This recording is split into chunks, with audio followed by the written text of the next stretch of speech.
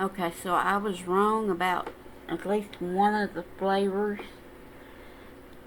I wrote down notes, and I had already tried the hot chocolate and the gingerbread, but I hadn't tried the pumpkin spice out yet. Um, and I made notes. Each had 5 packs. I think I said before 6 packs, but it was 5 packs. So at the time it was only 20 cents per pack. So that means something too.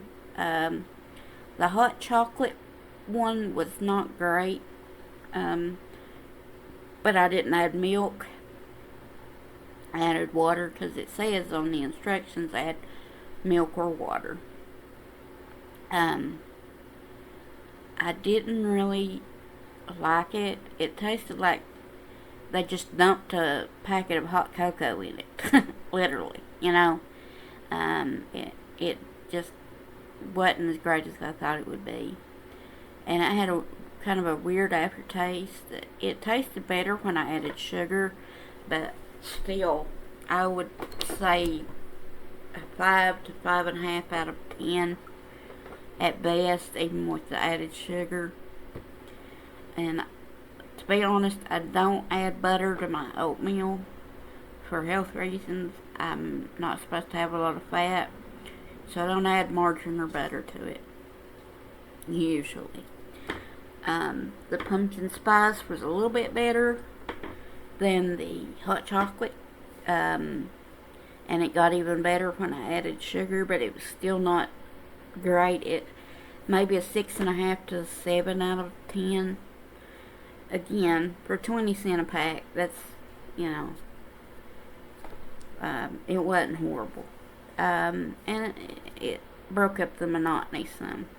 And I tried the gingerbread, because normally I don't like stuff that's gingerbread, but I'd heard a lot of people, even people that normally don't like gingerbread stuff, saying it was at least worth a try, because it wasn't horrible, and I can go with that.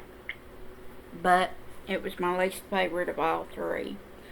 I would give it probably about a 4.5 to 5 out of 10.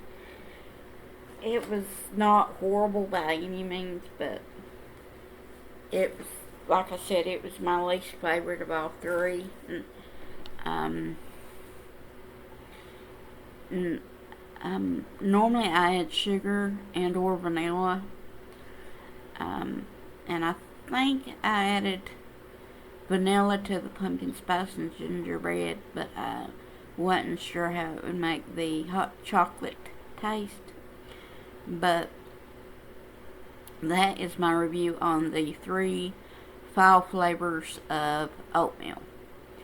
And I would definitely recommend you at least give them a try this year. Although it'll be more like 25 cents a pack, because they have went up. The prices have went up to $1.25. But hopefully you'll still get 5 packs out of them. And yeah, you can get cheaper oatmeal other places, but they're not flavors you taste every day. And apparently they've been making them for a few years, because I think it was Frugal Fit Mom that I heard mention them first, and I think it was last fall that I heard, but I think it was an older video, unless I'm mistaken.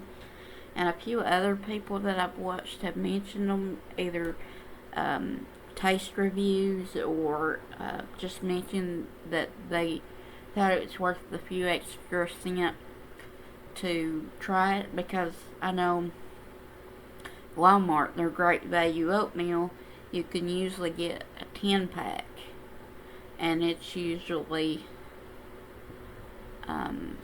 fairly cheap if you get the great value. And of course, I usually eat the